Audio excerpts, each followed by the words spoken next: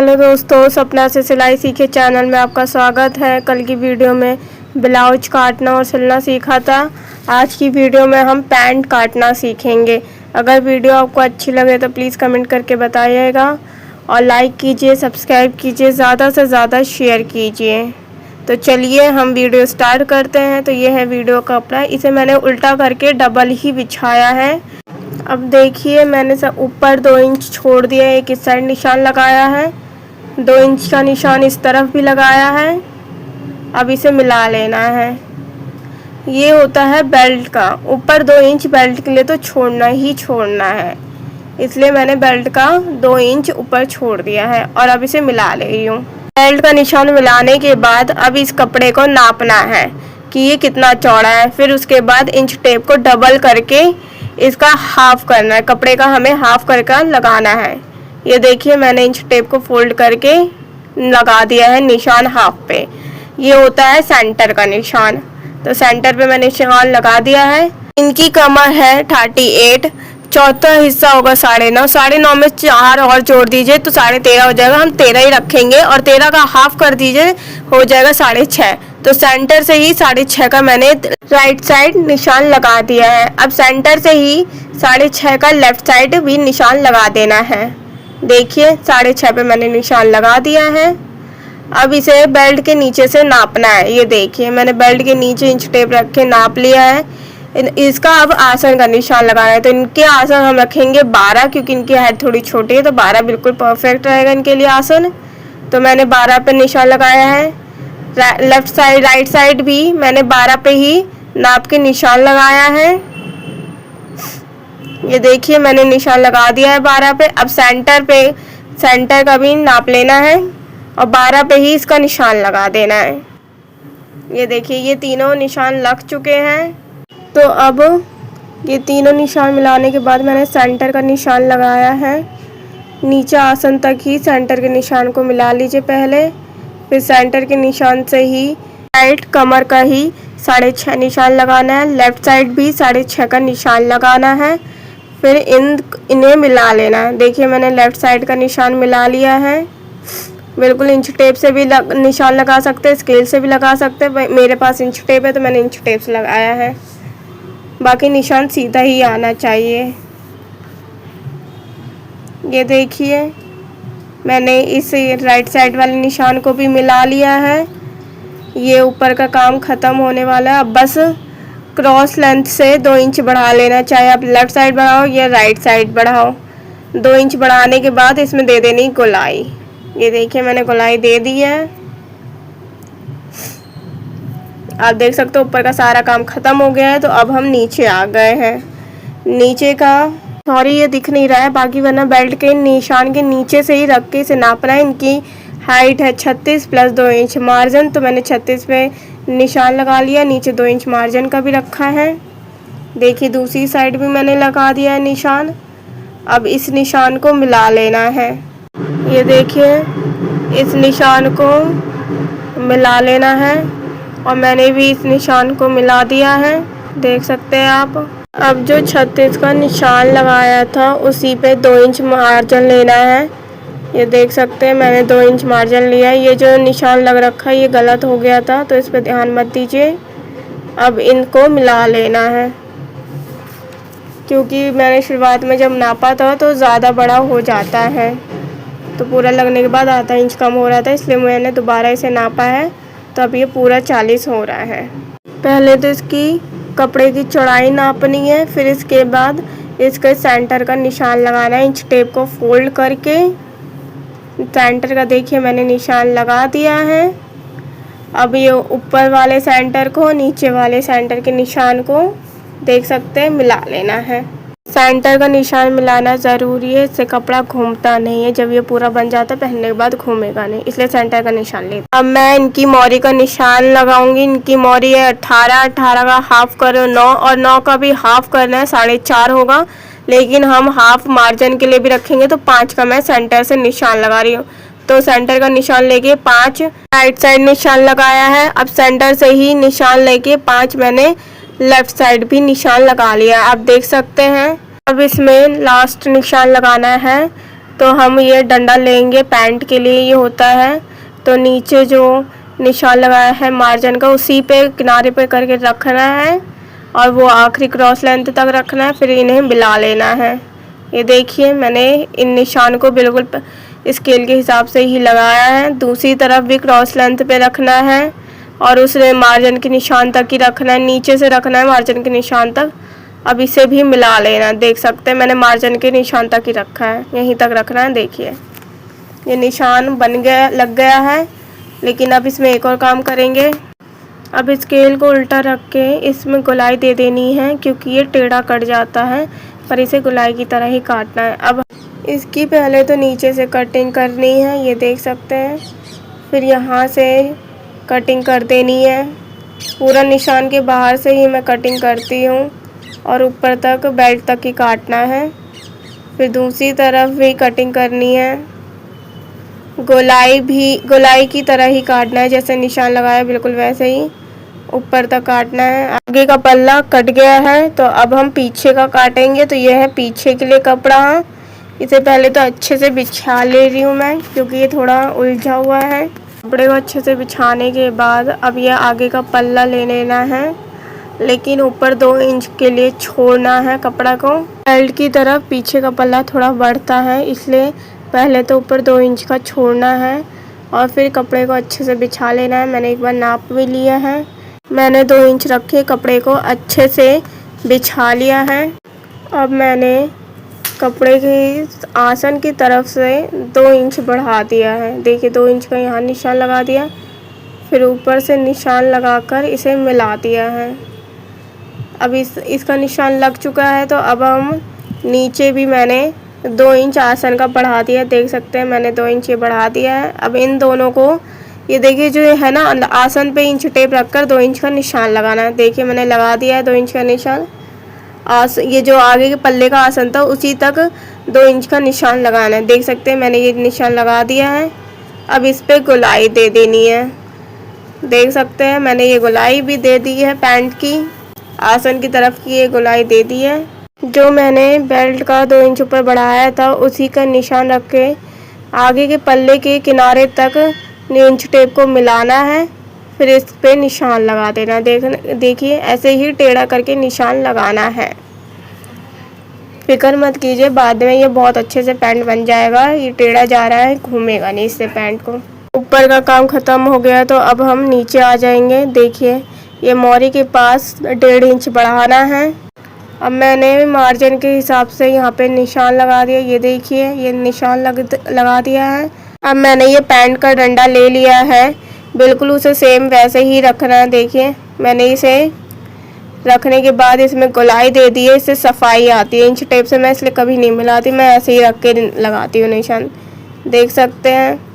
अब इसकी कटिंग करनी है। पहले तो मैंने ये नीचे का एक्स्ट्रा कपड़ा काट लिया है, फिर निशान की साइड से ही मैंने काटना शुरू कर दिया है। जो गोलाई दी थी गोलाई की ही तरह काटना है इसे और ऊपर तक ले जाना है। अब दूसरी तरफ भी इसी तरीके से काटना है। देखिए अब मैंने इसे काटने के बाद ऊपर तक ले गई हूँ, लेकिन यहाँ ऊपर तक नहीं ले जाना, यहीं इस पे छोड़ देना, फिर टेढ़ा करके काटना है। ये देखिए ये कट के तैयार हो गया है। पैंट का कपड़ा आगे और पीछे। अब ये जो नीचे मार्जिन का निशान था उस पर भी ऐसा कट का निशान लगा लेना। वीडियो स्टार्ट करते हैं। ये देखिए ये आगे और पीछे दोनों ही पल्ले पैंट के हैं, तो सबसे पहले हम इसका आसन सिलेंगे। ये जो गोलाई वाला हिस्सा है यही आसन है और इसे ही सिलना है। जिस पल्ले को मैं सिल रही हूँ वो आगे का पल्ला है, तो इसका आसन सिलना है। ये देख सकते हैं मैं सबसे पहले आसन सिल रही हूँ। पैंट का आसन ही सिलते हैं पहले। ये देखिए आसन ऐसे ही आधे इंच पे सिलना है और गोलाई के हिसाब से इसे ले जाना है, फिर इसे डबल सिलाई करनी है आसन पे। आसन की डबल सिलाई हो चुकी है, तो इसे कट करके निकाल लिया। अब ये देखिए ये पूरा आगे का पल्ले का आसन बनके तैयार हो गया है। अब ये है पीछे वाला पल्ला, इसका भी सबसे पहले आसन ही सिलना है। देख सकते हैं इसका भी आसन ही सिलना है पहले। जैसे आगे के पल्ले का आसन सिला था वैसे ही पीछे के भी पल्ले का आसन सिलना है। देख सकते हैं मैंने नीचे तक सिलाई ले जाने के बाद फिर इसे गोलाई दे दी है।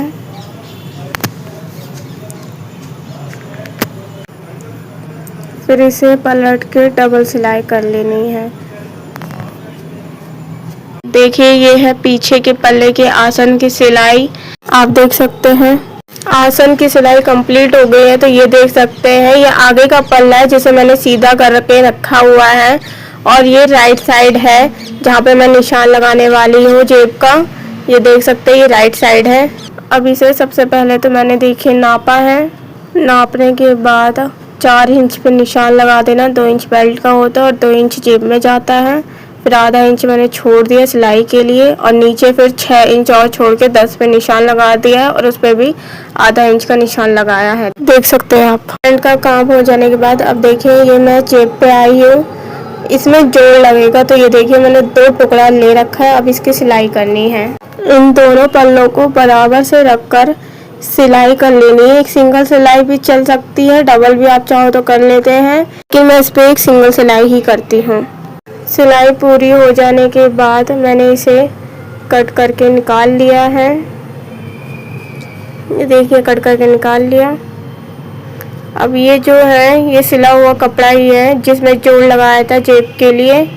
अब इसे बराबर से रख लेना है, क्योंकि जोड़ लगा रखा है तो थोड़ा आगे पीछे हो रहा है। तो मैंने इसे अच्छे से बराबर से रख लिया है, देख सकते हैं। जेब के कपड़े को बराबर रखने के बाद देखिए मैंने इस पे ऊपर 5 का निशान लगा दिया है। देख सकते हैं मैंने ऊपर 5 का निशान लगा दिया है। अब नीचे मैंने 8 का निशान लगा दिया है। इसकी लंबाई आप 12 या 13 भी रख सकते हैं। मैंने 13 रखी है, और ऊपर मैंने 5 लगाया है और नीचे 8 का निशान लगा के अब इसे मिला लेना है। के निशान को 8 के निशान से ही मिलाना है, ये टेढ़ा ही जाता है। अब इसमें गोलाई दे देनी है। देखिए मैंने किस तरह इस पे गोलाई दी है। इस पे 3-4 कुछ नहीं रखना होता, इस पे सिर्फ गोलाई देते हैं। देखिए मैंने गोलाई दे दी है इसमें। देखिए निशान लगने के बाद जेब कितने अच्छे से बन रहा है। अब इसकी कटिंग करनी है। निशान पे क्या निशान से बाहर ही इसकी कटिंग करनी है, जैसे गोलाई दी थी बिल्कुल वैसे ही करनी है, देख सकते हैं। ऊपर का जो टेढ़ा कपड़ा था उसे मैंने देखिए हल्का सा काट दिया है। 2 इंच ऊपर से निशान लगा लेना है। ये देख सकते हैं मैंने 2 इंच पे निशान लगा लिया है। अब यहाँ पे एक छोटा सा कट दे देना है। अब कट के नाप से ही 6 इंच पे निशान लगाना है, देखिए, और इस पे भी कट करना है छोटा सा, देख सकते हैं मैंने कर दिया है। आगे का जो पल्ला था पैंट का उसे सीधा रखना है, और जेब को उल्टा करके इसे क्रॉस के ऊपर ही रखना है। देखिए जैसे क्रॉस मिल रहा है ना, दोनों क्रॉस को मिला के रखना है पल्ले को।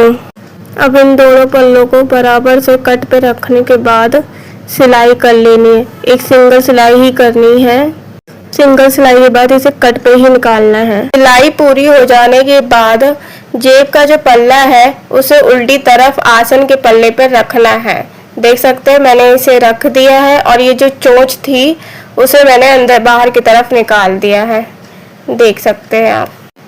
देखिए इस तरह से दोनों चोंचों को बाहर निकाल लेना है। पैंट के पल्ले और बाजू के पल्ले को एक साथ रख के इसे सिल लेना है आधे इंच पे, और जो 6 इंच हमने छोड़ा था उस पे हमें किनारे तक सिलना है। फिर नीचे की 2 चोंचों को पकड़ के थोड़ा सिलना है, फिर कटिंग में निकालना है।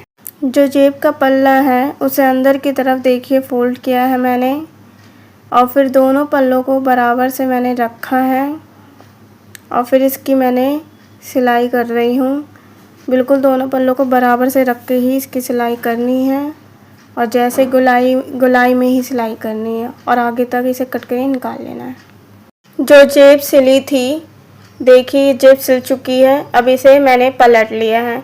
इससे जो सिला हुआ कपड़ा होता है वो अंदर चला जाता है, और ये कपड़ा देखिए किस तरह से सीधा हो गया जेब का। इसे अच्छे से बाहर निकाल लिया है। देखिए इसे मैं हाथ डाल के सीधा कर रही हूँ।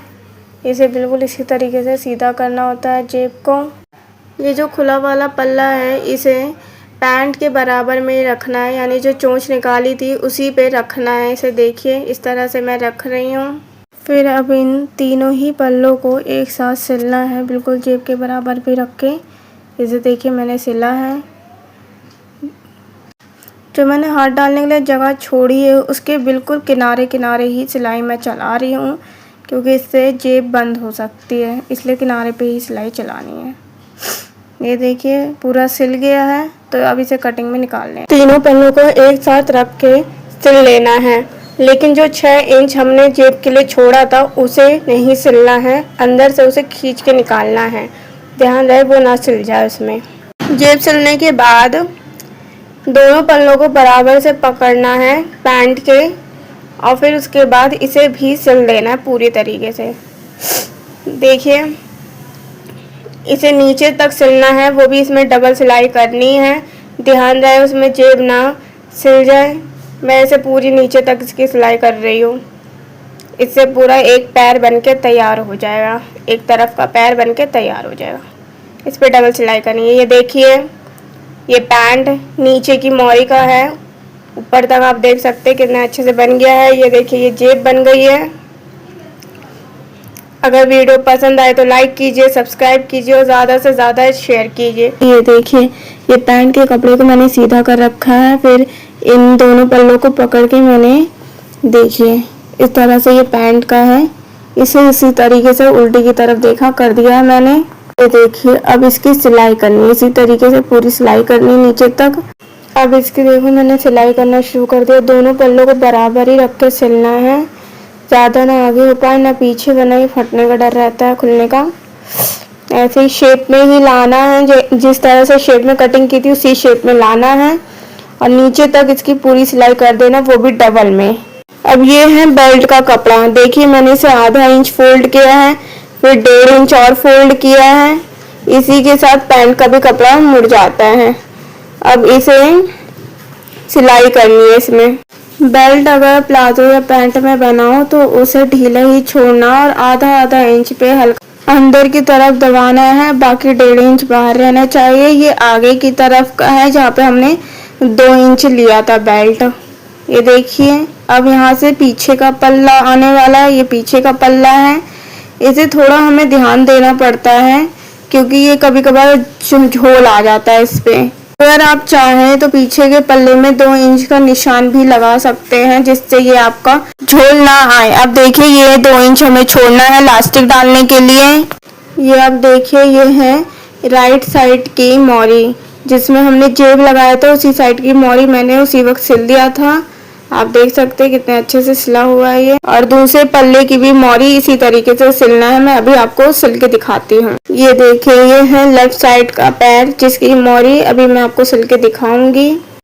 देखिए कट के निशान तक एक बार फोल्ड करना है, फिर वहीं से डबल दूसरी बार फोल्ड करना है, देख सकते हैं। फिर अब इसकी सिलाई कर देनी है। अब मैंने इसे सिलाई मशीन पे रखा है, दूसरी तरफ भी उसी तरीके से फोल्ड किया, अच्छे से बैठा लिया है। अब ऐसे ही थोड़ा पकड़ पकड़ के इसे ले जाना है।